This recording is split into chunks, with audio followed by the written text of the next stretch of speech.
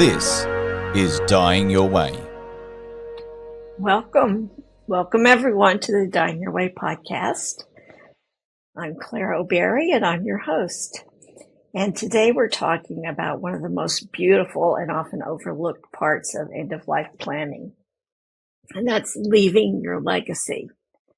Now, I'm not talking about money or material things. Those things do have their place. I'm not saying they don't. I'm talking about something that's really far more valuable, and that's your story, your values, your wisdom, and the essence of who you are. I want to start today by telling you about my mother. I talk about my mother a lot, I know. But she was really a brilliant woman and an accomplished pianist. She was a published poet, and she was head of a college education department. She traveled the world, and yet she rarely spoke about her adventures. She just was never someone that would toot her own horn. And now I really wish that she had.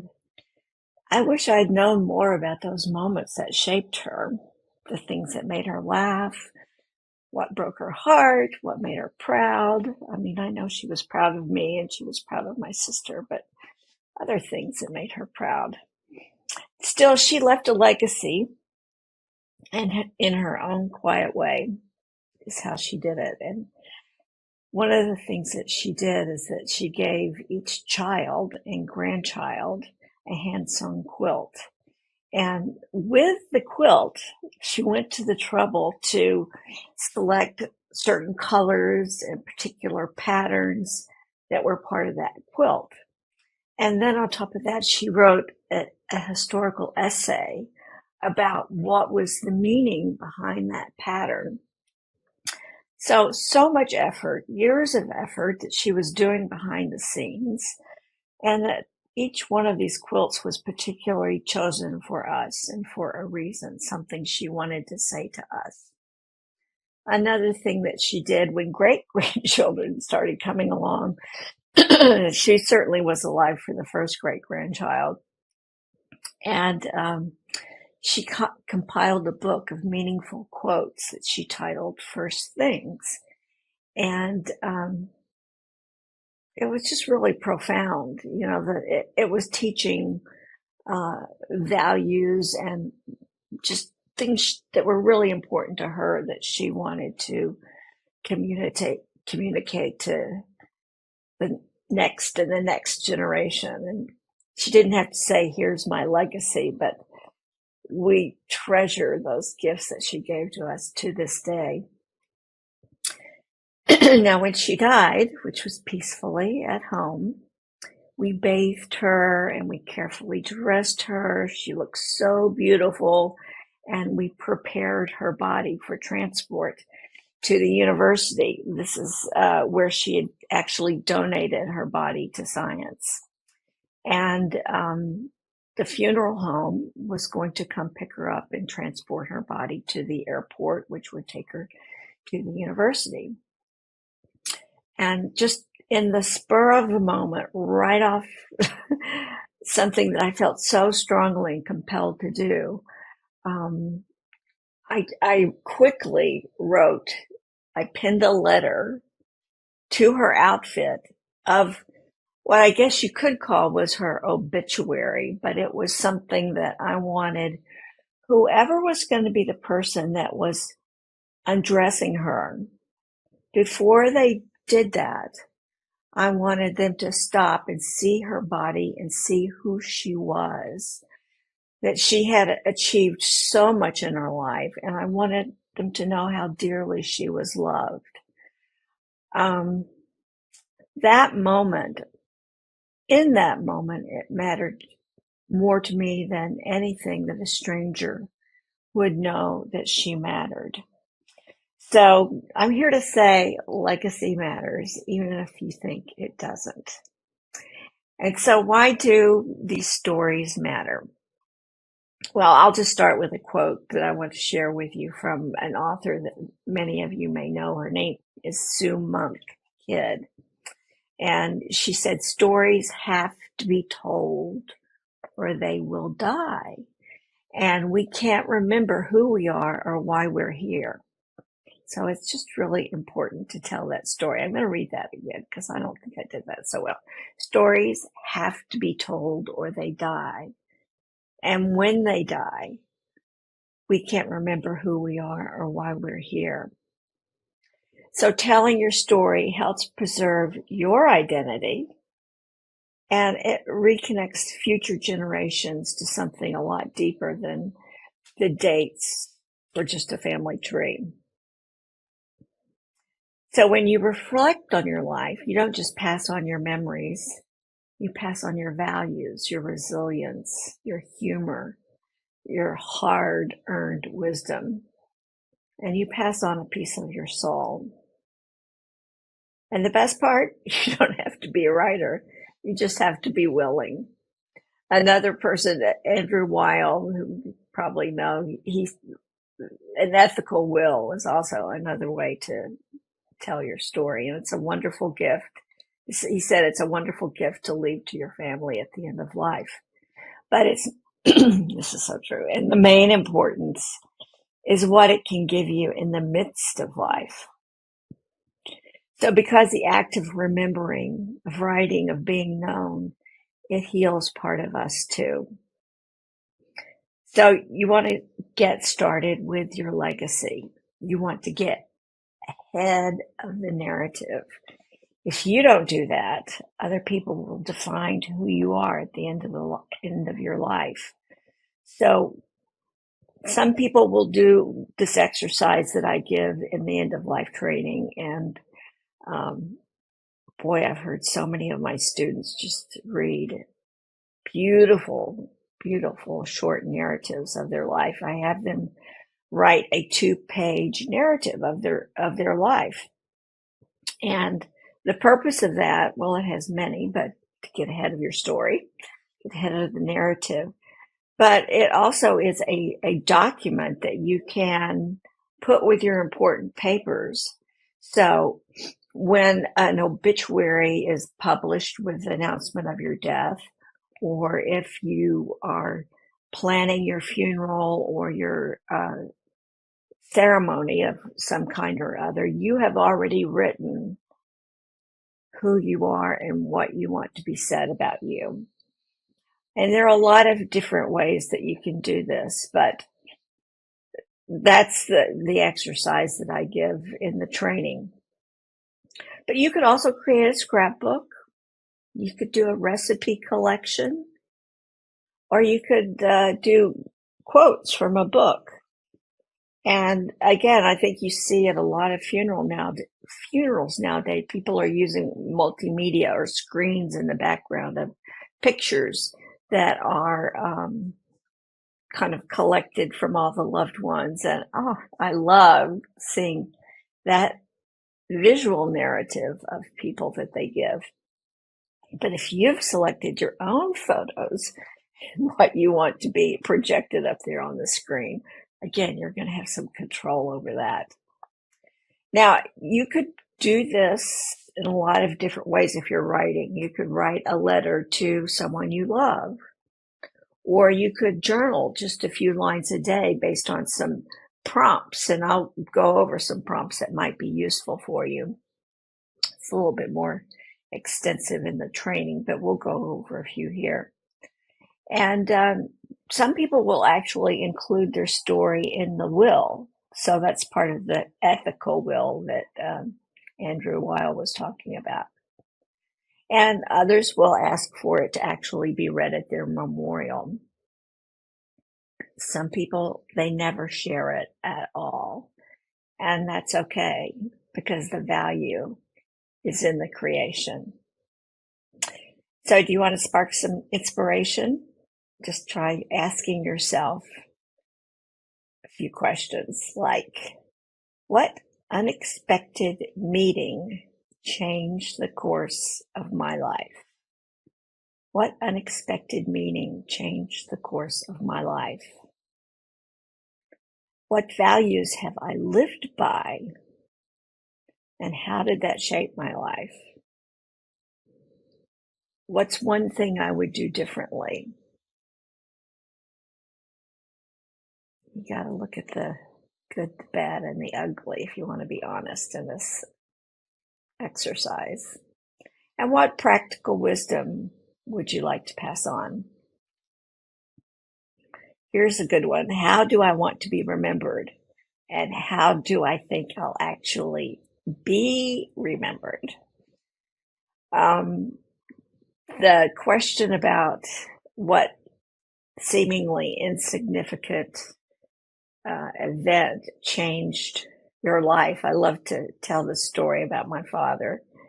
He was a college student before World War II, away from home, and he didn't have, it was a very, very cold uh, evening. He was in a roommate situation, and one of his roommates was getting married, one was dropping out, and he couldn't afford to stay where he was on his own. And he's at a bus stop in Gainesville, Texas. And at a bus stop, he was thinking about his situation, being cold, basically going to be homeless. And he asked someone at the bus stop if they knew of a place where he could rent or a place to stay. And I don't know if it was for a long period of time or overnight, but he needed some help. And the person said, oh, they're hiring at Carroll Funeral Home somebody to be on the phones overnight. So they would provide a room for you if you were interested in that job. Well, he went and he applied for the job and he got the job and he became an ambulance driver for Carroll Funeral Home. And then World War II started. And then he was a medic and ambulance driver in North Africa and in Italy. And talk about something changing your life. But he also, after the war, went back and worked for the Carroll Funeral Home again and actually was part of the Texas Funeral Home Association for 65 years. So just being cold and freezing and homeless was one inquiry really changed his life. So as something like that happened to you, what insignificant thing changed your life?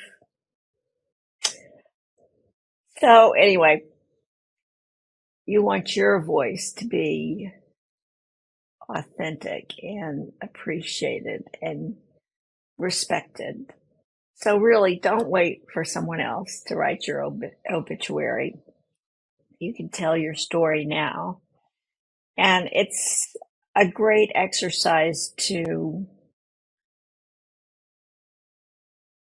contemplate the regrets that we have too. Make amends if you need to make amends.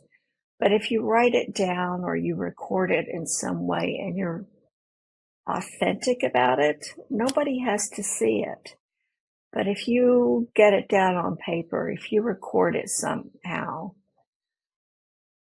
I think you will just see this time be more valued by yourself, certainly by your kids or future great-grandchildren. Leave behind who you are, what you loved, and what you learned. And don't get lost in the weeds of this exercise. Just start. Set a timer, just kitchen timer, 10 minutes. Take one of those questions and just write about it for 10 minutes and see what comes up. You might be surprised, what surfaces. A lot of our memories are very long buried memories and lessons that you didn't know that you had or grace you didn't realize that you'd earned.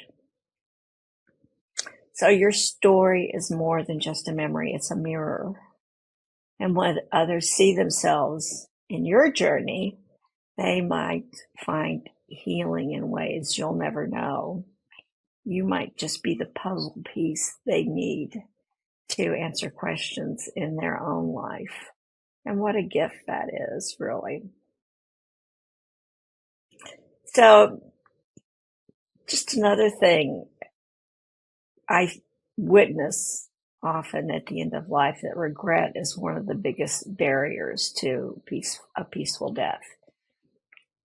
Emotional pain, especially when it's unresolved, can be more excruciating than physical pain. And legacy work can be a balm for that. It makes space for forgiveness. And it gives clarity, and for many, it brings joy. Joy, because you're probably acknowledging great things about yourself that you didn't want to speak up about. But joy if you have regrets of unburdening yourself. Or maybe it's just joy of something you had held on to for decades that you thought really, really mattered. Now where you are in your life, it has no charge. And you might wonder why you wasted so much time and energy on something that it just, it didn't matter. So anyway, this isn't about perfection. It's about connection with yourself and with others. So that's how it is. It's a circle of life that, as I've observed and I see in my kids, every generation just seems to be lifted higher and higher in consciousness and incredible abilities that they have to bring to the world. And I'd like to think that my legacy had something to do with that. I want to thank you guys for being here. This is a topic that I love and that you're listening to it. I just hope that you will share this episode. If you want to have a parent, perhaps nudge them to get their stories in writing, or you want to use it as a prompt for a deeper conversation with someone you love about something that might be at the heart, something really important to you or to both of you. So share this episode with those that you love. And your assignment, if you choose to take it, take 10 minutes today to begin writing your story. You are more than your circumstances. You are a life well lived, and you are a legacy that's worth sharing. Even if you think you aren't, you are. Everyone has a story, and I know you have an important story too. There is just no such thing as an unimportant life. So until next time that we're together, I just want you to live well, love fully, and it's just never too late to get started on this really important work that we need to do to prepare for a good end of life. And that's why we're here on Dying Your Way. Be well. Thank you for joining us on Dying Your Way. If it's inspired you, then please spread the word. Leave a rating and review so others can find out about us. To learn more, connect with us on Facebook or our website at dyingyourway.com. A special thank you for the artist Mel Dobra for letting us use her song, Smoke and Flame, as the soundtrack of our show. I invite you to return, hear each episode, and be part of the conversation on death literacy. I am Claire O'Berry, and this is Dying Your Way.